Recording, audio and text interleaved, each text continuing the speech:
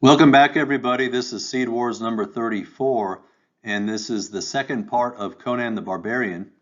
And it's a really fascinating movie. There's a lot of symbolism left to look at. And as we said in the previous lecture, I believe that there are two streams of thought that are being conveyed here. On the superficial level, there's this occult concept, this New Age concept of Christ, where Conan represents Jesus as sort of this ascended master of the Brotherhood. He was someone of the pre-Atlantean age who has evolved into the Aryan man. And we'll see this concept throughout the New Age movement. They actually refer to Jesus as the Aryan Christ. And so that's what the occultists and the New Agers are trying to display.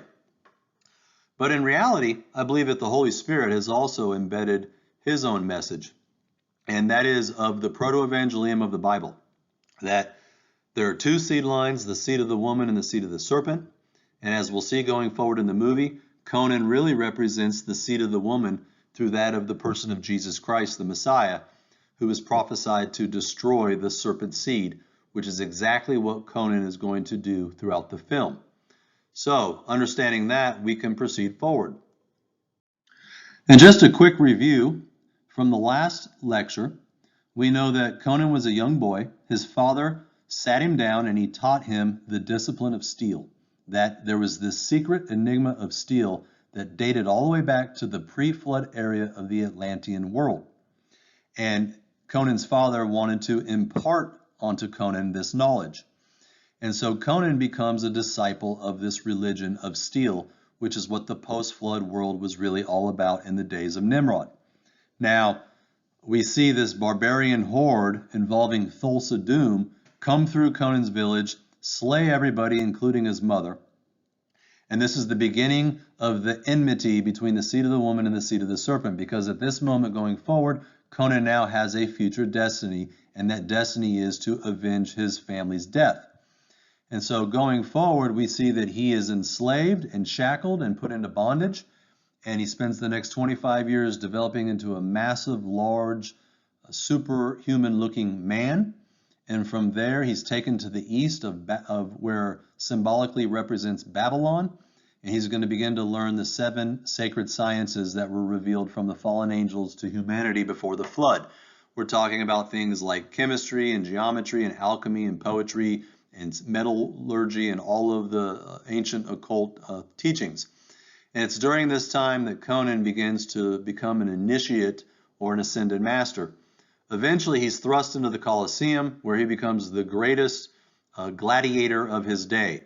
And finally, he's let loose, and then he prophetically stumbles upon an ancient megalithic structure where he travels into a subterranean cave to discover none other than the pre-flood Atlantean kings and some of the ancient relics, including the sword, which would become the impetus, the focus of Conan's life going forward. And so at this point, what the movie is trying to convey is that Conan is basically the embodiment of the Aryan race, who is the natural evolutionary step from the pre-flood Atlantean race. And so having that background, let's proceed forward. So now that Conan has emerged out of the subterranean cavern, he's a changed man. He's been imparted with great knowledge by going down into the cavern where he received the secrets of the pre-flood era. He's now walking around aimlessly. And that's one of the interesting themes here, is that Conan is just sort of cruising around. He doesn't really have any specific direction. And yet we're going to find that he stumbles into a lot of different characters and a lot of different things. And what appears to be a coincidence is really an act of fate, that each of the characters he comes in contact with and each of the things that he does were all part of a predestination that he was meant to fulfill. We see here on the bottom right that he's traveling along a pathway. Notice that it shows these rocks that have been carved out. What they're trying to display sort of in a subliminal way is that there were great waters once before that carved out these rocks. This would be the waters that sank Atlantis. And of course, we see Conan holding his new toy, which is the sword that he has in his hands.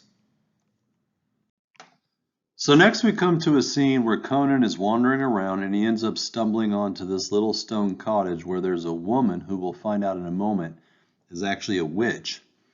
And this is by no accident, because the seed of the serpent realizes that Conan is a dangerous person who could destroy them. And so she's being placed here in order to thwart Conan's coming. And what she says to Conan is, "There's warmth and fire. Do you not wish to warm yourself by my fire?" And then, of course, Conan goes into the cottage. He starts to eat and drink. And the woman says, "They said that you would come from the north, a man of great strength and a conqueror, and a man who would someday be king by his own hand." And so what's being declared here is a prophecy. This woman is talking about a well-known prophecy of this time about this man of great strength who would become a conqueror and become a king. Now, I believe that this is a prophecy of Jesus Christ. Jesus Christ comes from a very specific lineage that goes all the way down through the Davidic line and King David and leads all the way to the Messiah of Jesus Christ. And he's the one who's prophesied to crush the serpent's head, as we'll see in the next slide. See, the woman goes on to say to Conan that there's a prophecy of a man who would crush the snakes of the earth. Now, this piques Conan's interest because when he was a boy, he remembers that symbol that Thulsa was carrying around of the two serpents. And so he says to the woman, "Snakes? Did you say snakes?" And she replies, "Yes, what is it that you seek? A standard?" And he says, "Yes, a symbol, perhaps on a shield, two snakes coming together, facing each other, but they're really one, with a sun and a moon below, a black sun and a black moon." And so, as we can see here, there's obviously prophecy being declared that Conan is going to be the one, the man who crushes the snakes of the earth. Now, I believe that that is directly connected to the proto-evangelium in Genesis 3:15, which says, and of course, remember, this is God talking to Adam, Eve, and the serpent in the garden directly after the fall, and he's actually speaking to the serpent. And he says to the serpent, "I will put enmity between you and the woman, and between your seed and her seed." See, the serpent has his own seed. And he continues saying to the serpent that he shall bruise your head, but you shall bruise his heel. Now, in other renditions, the word crush is used most frequently. And so what's being portrayed here, biblically speaking, is that we know that Jesus Christ is prophesied to crush Satan's head, which is exactly what he achieves through the crucifixion, because it's the crucifixion that destroys Satan's power over mankind. Prior to that moment, Satan had the power of death, but now Jesus has overcome that, and he has the power over sin and death. And so that's why whenever we see the proto-evangelium, we always see the symbolism of Jesus's foot crushing the serpent's head, but yet the serpent is going to bite his heel. So when this woman says above that Conan is a man who would crush the snakes of the earth, she's declaring a prophecy of the proto-evangelium.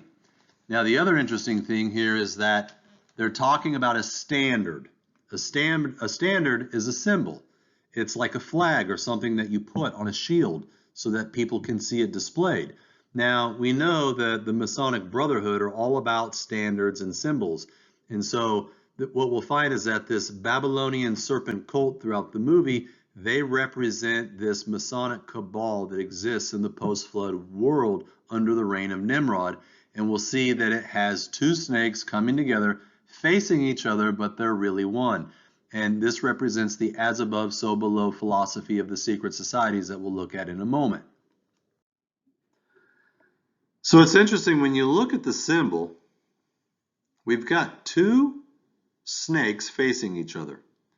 Now, most of the time it's the as above, so below, like Baphomet, pointing up to one moon and pointing down to the other.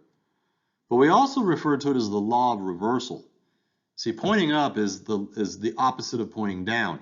This is over here, this would be what I call the left hand, right side paradigm. One is facing this way, the other's facing back. This is what Aleister Crowley taught throughout Satanism, the law of reversal. You say, Our Father backwards. You hang the cross upside down. You listen to the music backwards. You take a north pointing star and you flip it upside down and you make a pentagram. It's the law of reversal. So the occult hermetic maxim of the as above, so below, or the law of reversal, is being demonstrated through the symbology of this movie. That's very appropriate in my mind. Now we see the black sun at the top and on fire, and the black moon at the bottom. And this also represents the Baphomet, like we see over here, this concept of the as above, so below, black moon, black sun. And I believe that it also represents the planet Saturn, because we know that all of the occultists, we know that all of the Nazis, they're all deeply embedded in the black sun. In fact, that's what the Nazis referred to as the planet Saturn, or the Lord of the Rings. It was known as the Black Sun. They even started a brotherhood called the Brotherhood of Saturn. So now that Conan and this female have bantered back and forth a little bit, she says, yes, I know where this symbol is that you're looking for, but it's going to cost you a price, barbarian. You're going to have to enter into the crossroads of the world. And the price is having sexual relations with him. So she now begins to seduce him sexually. And of course, he obliges her. And when he lays with her, all of a sudden, she turns into a vampiristic succubus who tries to bite his neck and suck his blood and kill him. And so it becomes evident that the seed of the serpent and Satan, so to speak, in the movie, are the ones who put her along his path. That Conan has a destiny, and along his path there are going to be forces of good and forces of evil. And so she was placed there in order to try to thwart him. The same way in the scripture that we see, all of the pharaohs trying to thwart Moses, because Moses was prophetic. They tried to thwart Abram because Abram was prophetic. They tried to thwart Jesus from coming to fruition because with killing all the boys under 2 years old, because Jesus was prophetic. And so in a similar fashion within the movie, Conan, the promised one who's going to crush the serpent seed line, they're going to try and lure him in through deception to snuff him out. But naturally it fails. Conan is able to avert this crisis, and he gets away from this blue avatar-looking, blood-sucking succubus. Now it's interesting, when you look up a succubus is a demon in female form that seduces men through sexual activity. And according to Jewish mysticism known as the Kabbalah, that's what the Babylonian Freemasonic religion practice. They practice the Kabbalah and the Zohar, from the Babylonian Talmud. So the Babylonian mystery religions teach that Naamah, of all people, that's right, Tubal-Cain's sister in Genesis 4, was one of the 3 famous succubi of the Torah. Isn't that interesting?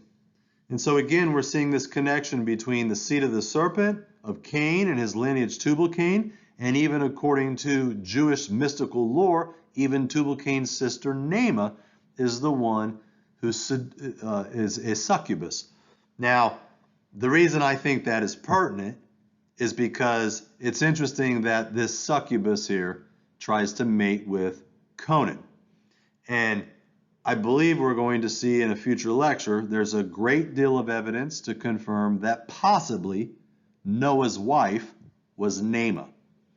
Now, I realize that sounds like a great stretch, but understand something. We're never told who Noah's wife is in the scripture. And there's a lot of different writings that we're going to look at in an upcoming lecture. I've got a lot of different corroborating reasons why I think Naamah was the mother of some of those boys, some of Noah's boys. And so that'll be an interesting lecture. And it's interesting, we're told about Eve, she's the mother, her name means the mother of all living. Well, after the flood, Noah's wife is the mother of all living. She's the second Eve. And you would think that someone who is important enough to be the mother of everybody on earth right now, we'd know her name. But notice that God left that detail out. Why would he do that? Because there's a blemish on humanity after the flood. The corrupted flesh, it all comes from Nema. And we'll get into that at another time. So just to finish on this idea that here in this film, we have the succubus demon who's trying to take advantage of Conan sexually. According to the legend, these succubi can get impregnated by the men that they seduce and eventually give birth to human-demon hybrids called cambions. Once again, we see the same Genesis 6 theme come out. These are the other name for these entities are changelings. And they take human form, but they're able to shapeshift. Notice throughout all the legends, all the lore, and all the iconography throughout these Hollywood movies, the subliminal programming, it always involves the quality of shapeshifters. They're able to present themselves as humans, but behind the scenes, they're changelings. Now, I like the look of Conan's face here. I mean, you can imagine what would happen if, in the middle of that particular act, you realize that there is a vampire who's trying to suck your blood and take your semen to make a half-human, half-demonic hybrid. So from here, Conan begins to travel by himself until he stumbles onto this character on the top left. This would be one of the 3 people that are going to prophetically be placed into Conan's life. And these are going to be his allies going forward. The first one is this man known as Subotai. He's a professional thief, which is going to come in handy later because Conan plans to steal the Eye of the Serpent from Thulsa Doom's Tower of Power. Turns out that Subotai is a Hyrcanian of the Great Order of Curlay. And of course that doesn't mean much to us, but if you do a little research, you'll find that according to legend, the Hyrcanians are an ancient group of people that descend back to the Lemurian race way before the flood. In fact, according to Madame Blavatsky, the Hyperboreans eventually evolved and incarnated into the Lemurian race, who then would incarnate into the Atlantean race. And then there was the great cataclysmos that destroyed the world.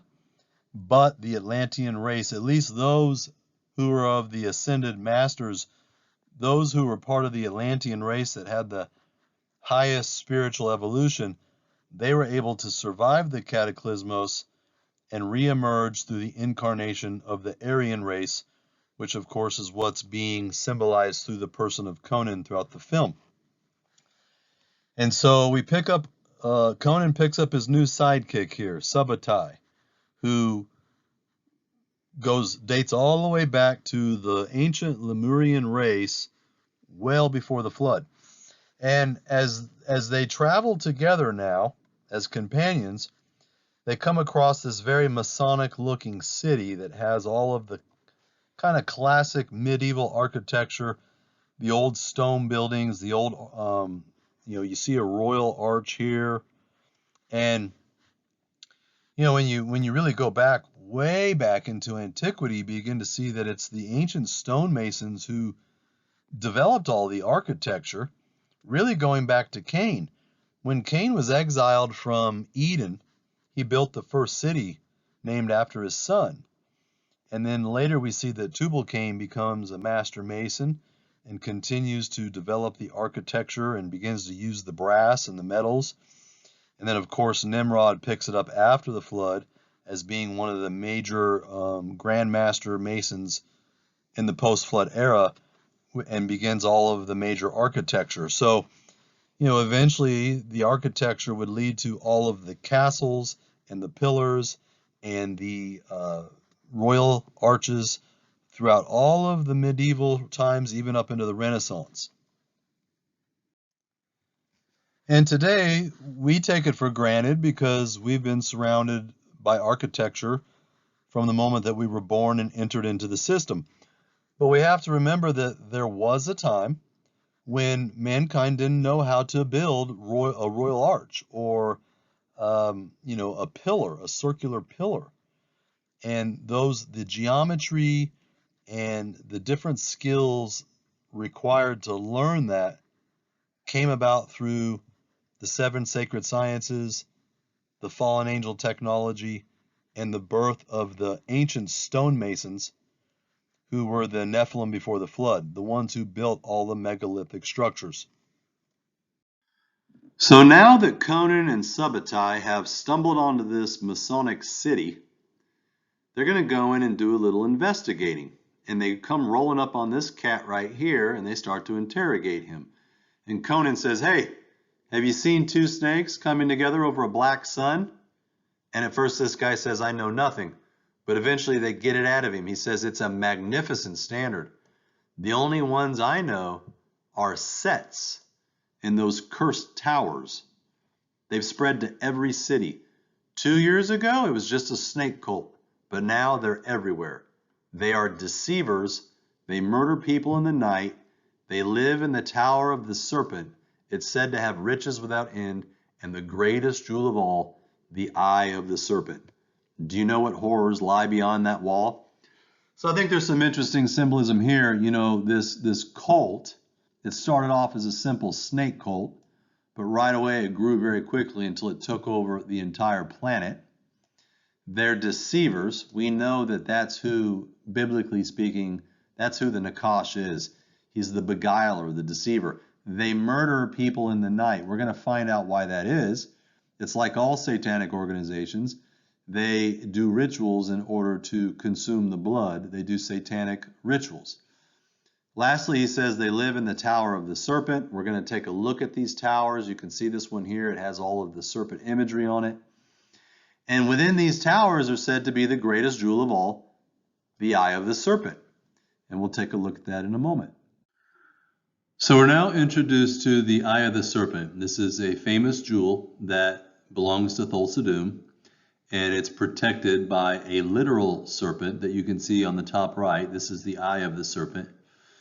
And I believe that, symbolically speaking, this represents the all-seeing eye of the serpent seed cult of this ancient Babylonian mystery religion that goes all the way back to Cain and his family.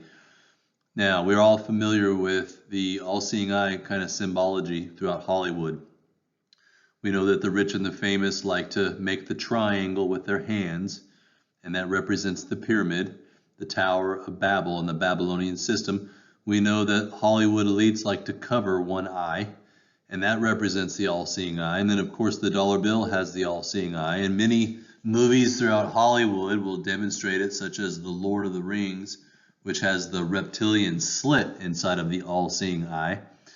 And so that's what I believe the eye of the serpent within the film symbolically represents. So now that Conan and Subotai have learned that the eye of the serpent is held in the serpent cult tower, at the top of the tower, it's time for them to take off. I mean, Subotai is a great thief, so they climb the rope to the tower, they get to the top, and they run into the second prophetic character who's entered into Conan's life, Valeria, the woman that he would fall in love with. And we're going to see an atonement where she gives her life for him, which represents the atoning sacrifice of Jesus Christ for his bride. When Conan first sees her, he pulls his sword and says, "You're not a guard." And she says, "No, I'm not. I'm here to get the eye of the serpent." She's also a thief. She wants the eye for herself. They decide to join forces, and they go ahead and sneak into the top of the tower. While they're sneaking into the top of the tower, she's filling in with Conan with some of the ancient legends about Thulsa Doom. They say that Thulsa Doom is 1,000 years old, and that's something we'll look at in a minute. That's a very important detail. So they climbed out of the top of the rope, hop over, and what do we have going on? But a satanic ritual back here and all side of all of these pillars. You see in this top left image, there are people dressed in black. There's a man on his knees praying, and we see an image like a half moon, which is the image of the Babylonian Mesopotamian religion, going back thousands of years. And this is what it looks like up close. The woman tells Conan, that one there, referring to this guy, is the high priest, second only to Thulsa Doom. All manner of pleasures and diversions were indulged. So we see that this serpent cult has a satanic high priest, the same way that all mystery religions have. All covens have, a magus and a high priest and a witch. And so this guy here is the high priest of this organization. He has all of the young maidens next to him. He's on his hands and knees, and he's wearing kind of this old, interesting robe. And so they're praying to the eye of Set, the all-seeing eye. And of course, it wouldn't be a party without a human sacrifice. And so what we see transpire next is they bring out the young virgin maiden. They strip her down, and the high priest is praying before this symbol right here, which, if you look throughout history, represents the Babylonian crescent moon, like we see below. And what's being inferred in the movie is that they're going to do a human sacrifice of this victim. And they consume the blood of their enemy or of their victim. And this is to obtain the soul power and the soul energy of that person. This is why God says in the Old Testament, in Leviticus 17, not to drink the blood, for life of the flesh is in the blood, and I've given it to you upon the altar to make atonement for your souls. Notice that the blood can atone for the soul. And so the Satanists have totally corrupted this concept, and we know that the life of the flesh is in the blood. Every portion of your body, every organ, every piece of tissue is kept alive by the blood. The blood is the life force. It provides the vital energy for your entire body and mind to function. And so when they sacrifice their human victims and drink their blood, they're consuming the soul energy of the victim. And that's also giving them longer life and power to live longer. And these concepts go back very far. We have some ancient funerary texts, such as the Egyptian Book of the Dead. And the Book of the Dead talks about this concept of transmogrification, where the pharaohs, who, let me remind you, in the ancient texts were referred to as the crocodile men, because they could hold human form but would shapeshift in and out of crocodile reptilian form, used to do different types of sacrifices and consume the blood in order to give themselves power to live longer. And the idea of transmogrification really has to do with this idea that the pharaoh finds a way through sorcery and witchcraft to become a deity and to continue living on and on and on. And that's something that we'll see throughout the concept of this movie in Thulsa Doom, because Thulsa Doom is 1,000 years old. And we're now inside of Thulsa Doom's temple, where the high priest is getting ready to sacrifice a human being. So while this satanic human ritual is transpiring, this is a good opportunity for Conan to try and steal the eye of the serpent. And we see that the eye of the serpent is right here inside of this statue of the Ouroboros. And then underneath the Ouroboros is a literal serpent that's sleeping. And this is the protector and the guardian of the jewel. And in a moment, Conan's going to have to slay that serpent in order to steal the eye of the serpent. Now, the Ouroboros is being displayed here multiple times. We see it here in terms of a shrine. And then, of course, even this serpent in this image is sleeping in a circle, almost like he's eating his tail. And so they're trying to very prominently display the idea of the Ouroboros, which essentially means reincarnation. But there's a lot of depth to this reincarnation, even beyond, say, Buddhism and Hinduism, in that it's the concept of transmogrification again, which is the ability to raise and incarnate a flesh body and then raise a soul and embody that incarnate flesh body with that soul. And you'll see the Ouroboros being used in pretty much all of witchcraft, all of sorcery, all of Eastern religions, even in theosophy, which of course is predominantly what this movie is about. We see the Ouroboros eating its tail here, and we also see it in the Masonic religion as well. Here we see the compass in the square in the middle and a dragon eating its tail.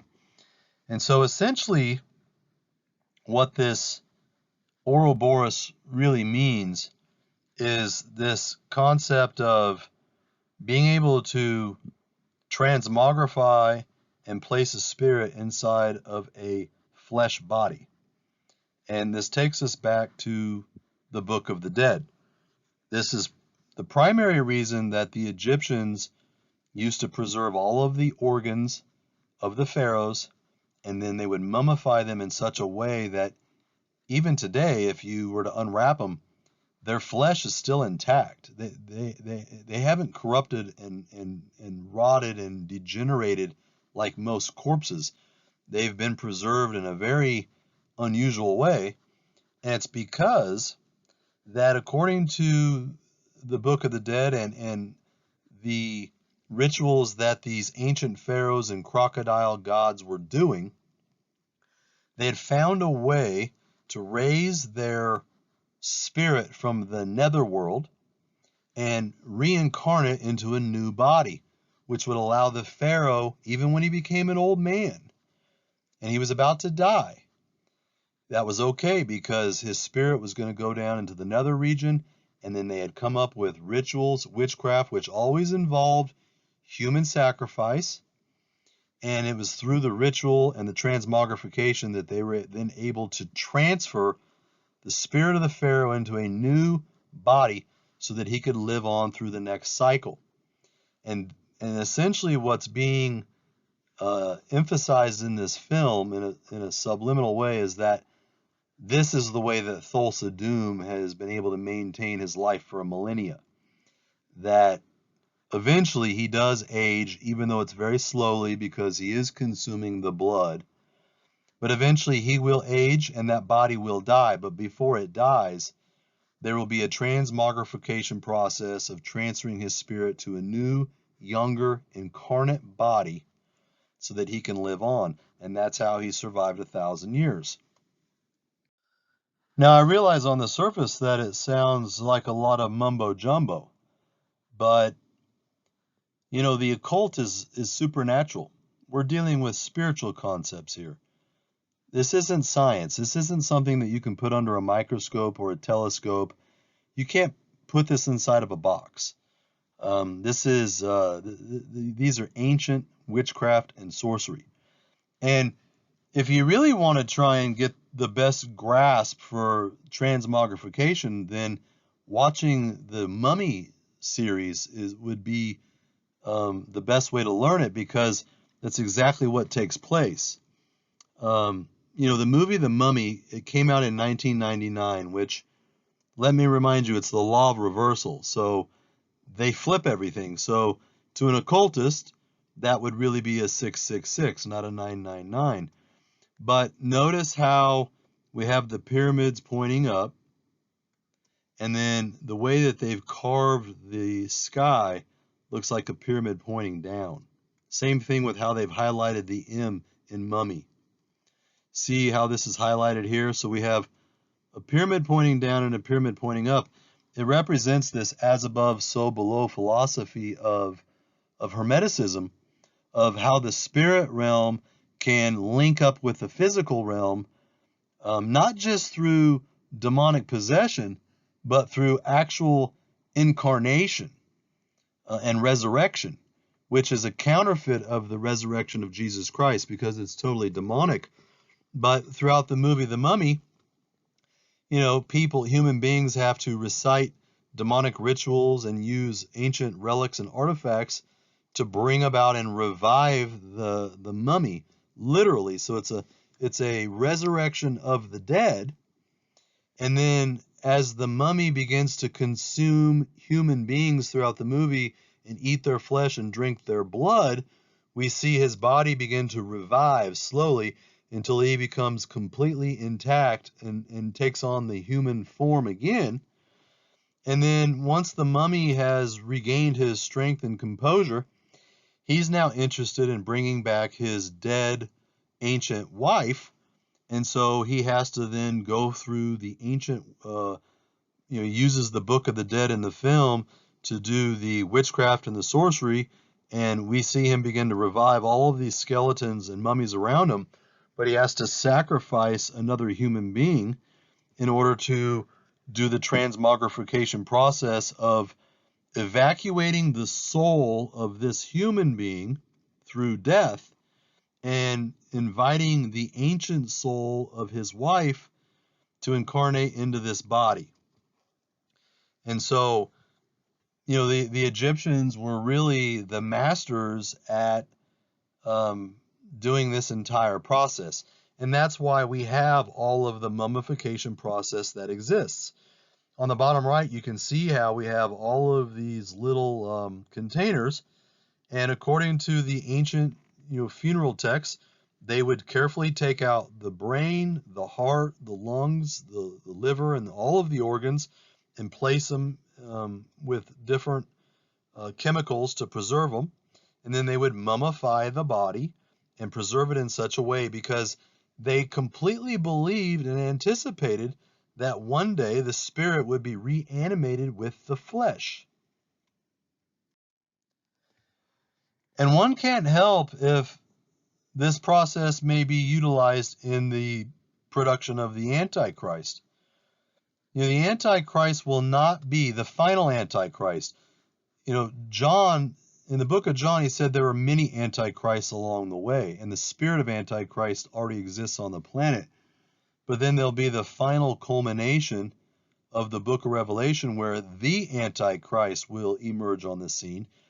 And he won't just be a regular man who happens to be diabolical in that he possesses just the spirit of Antichrist, but rather this will be a genetically modified, physically incarnated flesh body through artificial intelligence, perhaps, through fallen angel technology, and through the ancient Illuminati Babylonian witchcraft practices that go all the way back to the days of Egypt and beyond, as well as using this whole occult ritual of transmogrification to take the spirit of Satan and incarnate into a corrupted flesh body that can take on human form.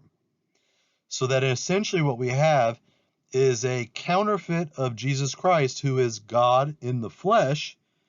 This will be a counterfeit of Satan in the flesh, perhaps. And obviously that's all very complicated, but make no mistake, the Antichrist will be of a supernatural origin, and it will be of the spirit residing in the bottomless pit, the spirit of Apollyon the Destroyer, which will likely incarnate into that flesh body when, prophetically speaking, the time is right. Now, if you think that sounds far-fetched, then it's interesting when you look at the transhumanism movement today. We actually did a couple of series back in Days of Noah 61 looking at this, but it's this concept of how the rich and famous and the scientists and the atheists of the world are obsessed with creating a transhuman, where they blend artificial intelligence and robotics with man, as well as gene modification to create a human being that will never die. And they speak of a concept known as the technological singularity, which is the moment that this AI human entity can become basically like a god. And it's interesting that Dmitry Itskov, the Russian billionaire noted here on the left, has sought out the advice and guidance of the Dalai Lama of Buddhism to help facilitate this process, because using these Eastern mystical esoteric principles of transcendental meditation and transmogrification, the Dalai Lama has said that if the physical structure of the computer will become sufficiently complex, then the flow of human consciousness can enter into the computer. And that's what they're hoping to achieve. We see that on the left, they're holding the 2045 Avatar project. And by 2045, they believe that they'll have the scientific capabilities of actually downloading a person's consciousness and uploading it into a sentient being. And they make it very clear that they don't believe in God. They don't believe in an afterlife. They don't believe in a human soul. They talk about the consciousness, but not the human soul. And so in essence, what we're seeing is sort of a new age, high-tech revival of the ancient Egyptian Book of the Dead and the transmogrification process that they're going to use to merge man and machine. So moving forward, as Conan reaches for the eye of the serpent, the literal serpent opens his eye. He obviously represents the reptilian race. And Conan begins to do battle with the serpent. He eventually thrusts his sword through the serpent's head and kills him. And he's able to steal the eye of the serpent and get out of there intact and in one piece.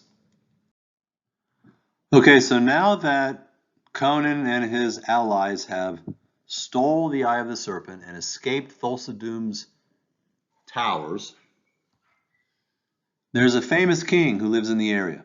And as it turns out, his daughter has become mesmerized by Thulsa-Doom. She's fallen under his spell. She's gone to live with Thulsa-Doom and become his personal slave. And naturally, the king is very bitter about it, and he wants to get her back. And nobody's been able to stand up to Thulsa-Doom. And now that he hears the story that Conan is able to steal the eye of the serpent, he summons the presence of Conan and his colleagues to his tower, to his castle. And this is what he has to say to them. They were taken to the hall of King Osric, the usurper, once a powerful Northman like my lord, but now he's old and sotted. These are the thieves you requested. And the king says, Thulsa-Doom, I've chafed for years at this demi-god. Snakes in my beautiful city. To the west in Aquilonia, to the south in Koth and Stygia, there's snakes. Everywhere are these evil towers. You alone have stood up to their guards, and what are you but mere thieves? So we see right away that King Osric, as he speaks to Conan, he identifies Thulsa-Doom as a demigod. That, of course, would be a Nephilim. And as we'll see here later in the film, we'll confirm that conclusively. He goes on to say, you're the only one who has the guts to stand up to Thulsa-Doom. He then goes on to tell a story about how a son had thrust a spear into his father's heart. And my own daughter has fallen under this Thulsa-Doom's spell too. Is there a dagger such as this in her hand for me? In other words, his own daughter has fallen under the spell of Thulsa-Doom the same way that Conan's mother fell under the spell. That Thulsa-Doom is a powerful sorcerer and magician and has the power to supernaturally place you under a spell. Now, I believe there's a lot of typology here. I do believe that that's what happened in the garden. We've looked at that very closely. It's difficult to say for sure. But again, the Nakash means the enchanter who places a spell on you. And I believe that he was able to place a spell on Eve and mesmerize her in such a way that he could seduce her. Moving forward, the king says, my daughter follows him as a slave, seeking for the truth of her soul, as if I couldn't give it to her. Notice how she's seeking for the truth of her soul. It's a spiritual concept that's going on with his daughter. It's like someone who falls into a cult. If you've ever watched an interview with people who are part of a cult, many years later, they'll say to you, I really don't know how I was so naive, but It had power over me. What many of them don't realize is that it's a supernatural thing, that the Charlie Mansons of the world and the Jim Joneses of the world, they're not just gifted orators. And neither was Adolf Hitler. They're not just gifted speakers, although they're that and more, but there's a supernatural spirit of mesmerism associated with them in such a way that they are an enchanter, and they're able to place a spell over the person and put them in a supernatural place where they cannot see the truth. And this is what Thulsa Doom has the power to do.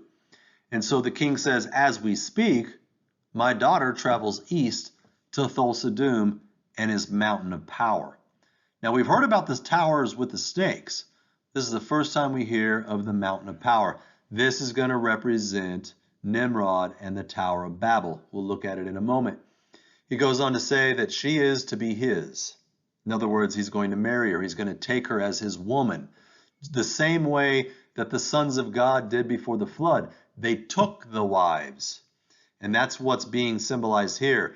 When the king says that his daughter is to be Thulsa Doom's, what they're saying subliminally there is that the demigod Thulsa Doom, who's 1,000 years old and lived before the flood, is going to take the daughters of men. He took the daughter of this king to be his, and she had no ability to resist him.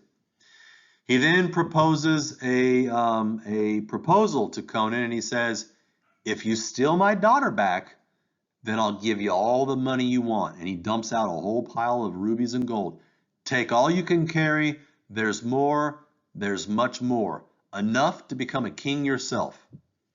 And then he says to Conan, there comes a time, thief, when the jewels cease to sparkle, when the gold loses its luster, and when the throne room becomes a prison, and all that is left is a father's love for his child.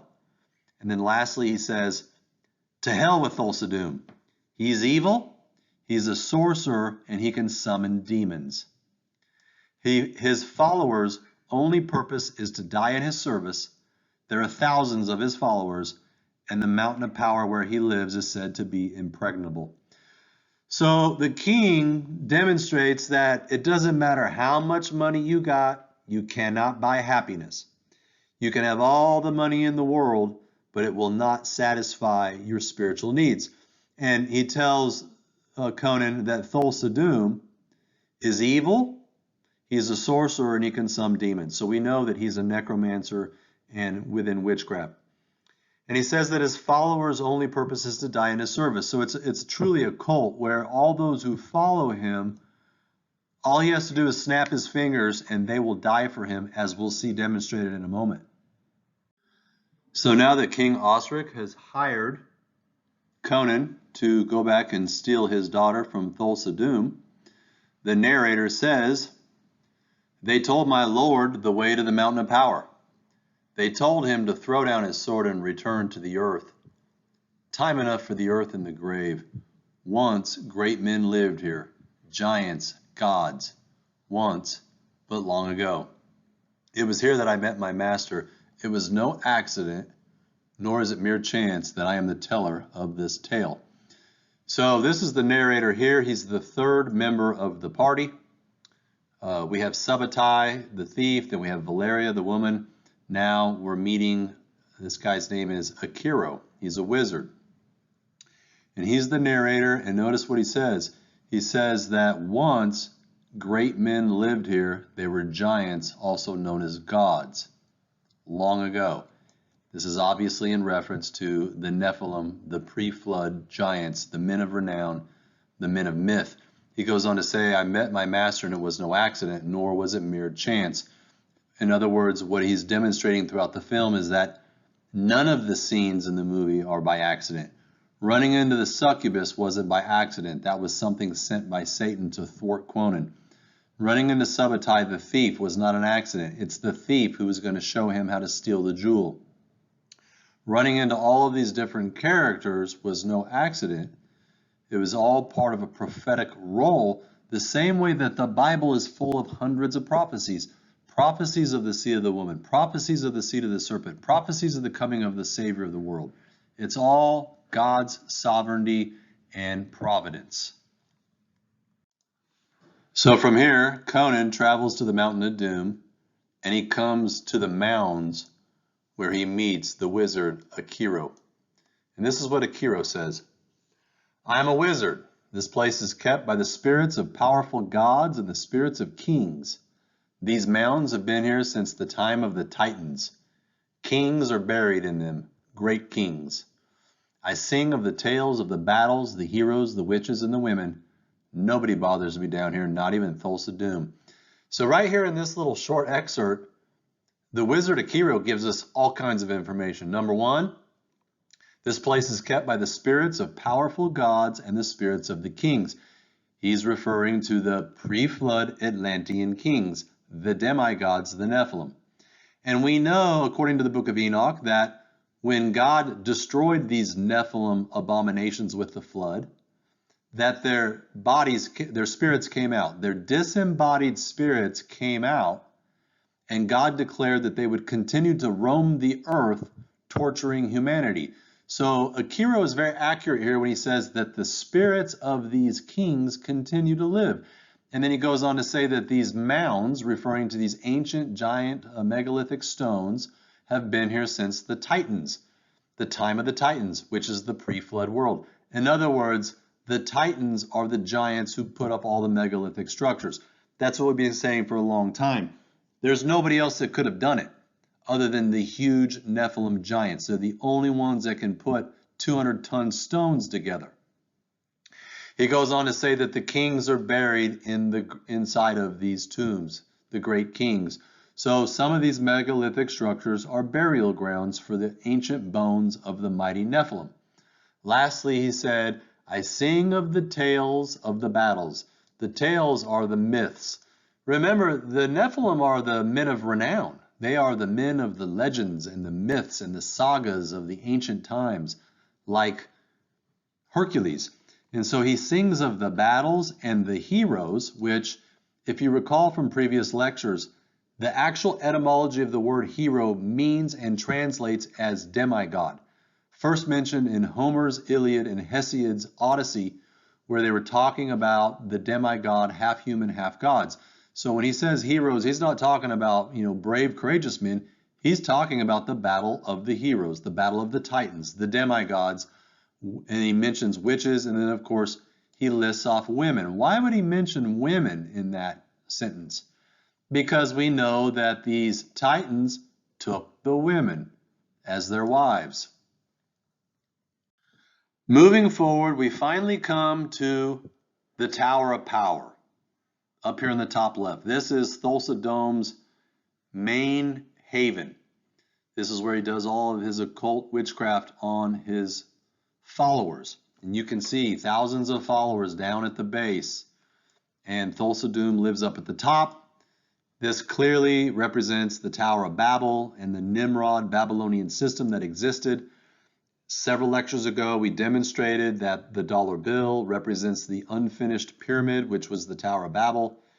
This is the eye of Lucifer, the eye of the illuminated ones who have illuminated their false light into humanity.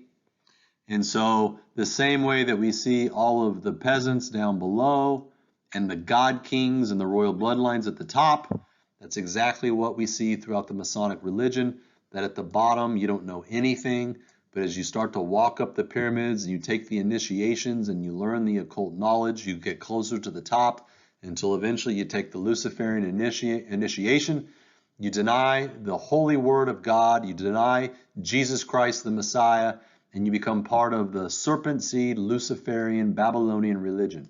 That's what all this represents, and that's what we see being demonstrated here. Even on this image on the top right, we see this large rock structure that looks almost like a pyramid.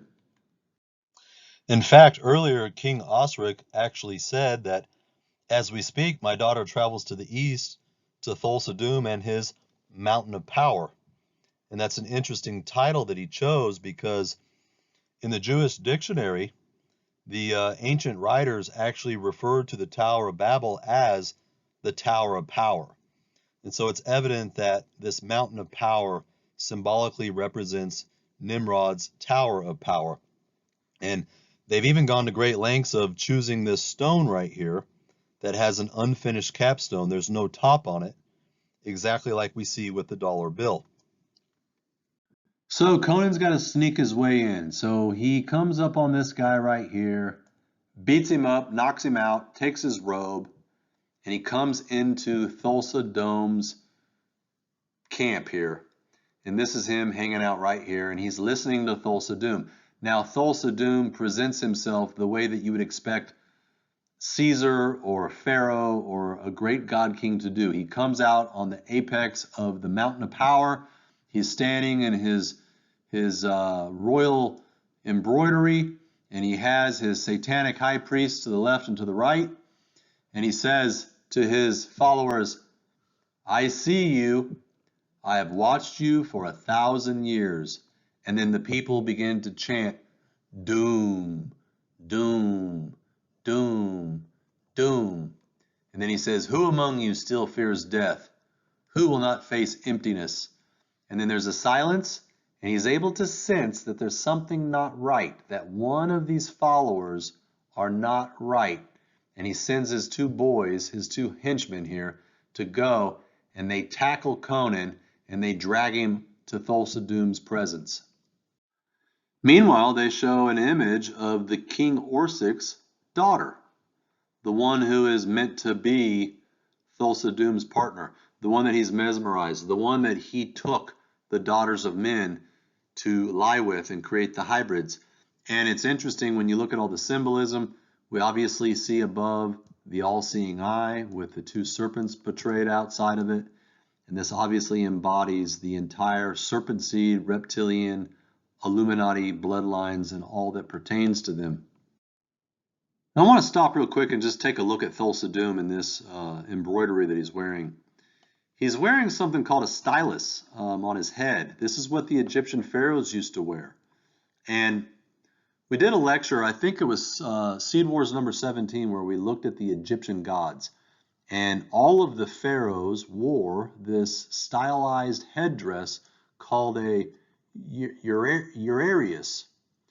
And it depicts all of the iconography of the serpent seed. This is a coiled serpent around his neck. This represents the Egyptian cobra hat that he wears over his head. And you can see the snakes right here. It's also an object that can hide the oblong, elongated skull of Pharaoh's head that we know when we examine the bones of Akhenaten back in the early 1900s. He had all kinds of deformities to his skeleton, including an elongated skull, I believe. And they said that he was hermaphroditic looking and had all kinds of unusual characteristics. But basically, when you study the Egyptian symbolism, it's full of serpent lore. I mean, everything to do with the pharaohs has to do with the cobras and the serpent men. And as I said before, the Book of the Dead speaks of rituals that allow these human-looking pharaohs to shapeshift into the crocodile gods. And so what's being embodied in the movie of Conan is that that's who Thulsa Doom is. He's one of the ancient demi-gods who survived the flood or somehow was transmogrified after the flood. And I don't know what that looks like. The scripture says that Nimrod became a Gibborim, as if there was some kind of ongoing genetic process that was continuing on. Somehow or another, Thulsa Doom was able to come back after the flood. He embodies the demigods before the flood. He's 1,000 years old. He's timeless. He's been around for a long time. And he's trying to demonstrate himself as one of the Egyptian cobra gods that existed in ancient times. So now that Thulsa Doom has captured Conan, this is what he says. "I wish to speak to you, Conan. Where is the eye of the serpent? Rexor says that you gave it to a girl, probably for a mere night's pleasure. People have no grasp of what they do. You broke into my house, you stole my property, you murdered my servants, and you killed my pet snake. And that is what grieves me the most. You killed my snake. Thorgrim is besides himself in grief. He raised that snake from the time it was born." So you can see here that Thulsa Doom has no problem with the murdering of his servants. It's the fact that they killed his pet snake that is what angers him the most. Conan's response as he lays there bleeding, "You killed my father, you killed my mother, you killed my people, you took my father's sword." And Doom replies, "Ah, it must have been when I was younger. There was a time, boy, when I craved steel." See, there was a time, Conan, when I searched for steel, when steel meant more to me than gold or jewels.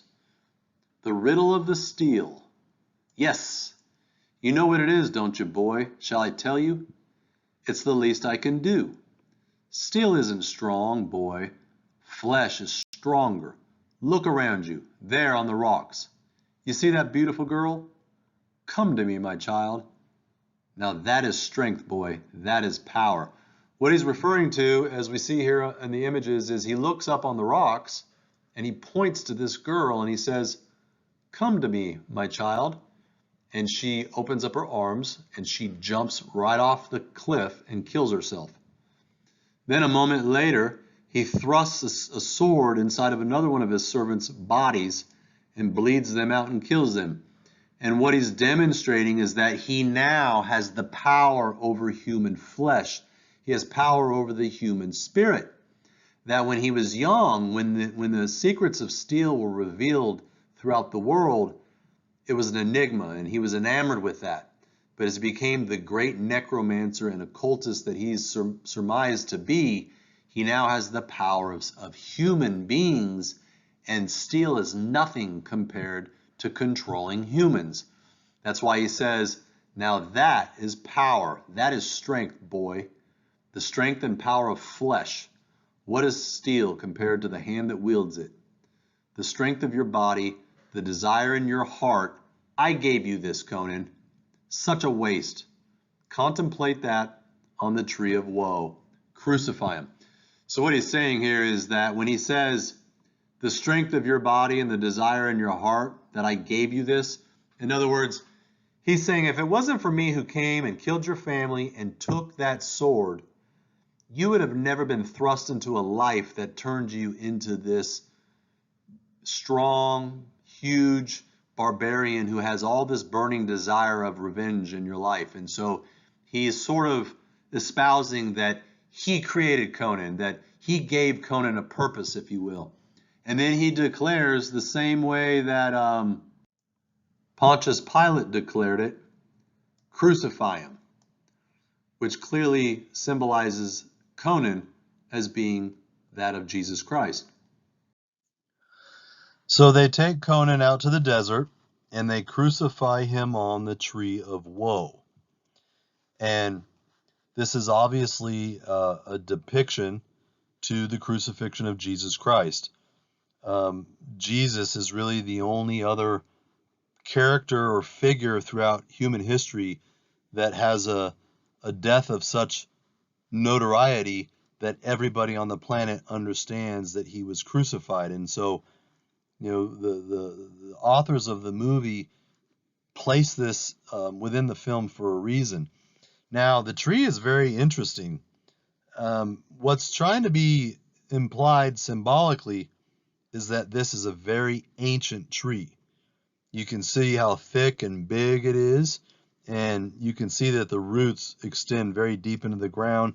We know that trees can live for thousands of years, and so what's trying to be implied here is that this is a pre-flood tree that goes back to the days before Noah in the time of Atlantis, where the demi-gods were, and now we're seeing Conan being crucified on the Tree of Woe.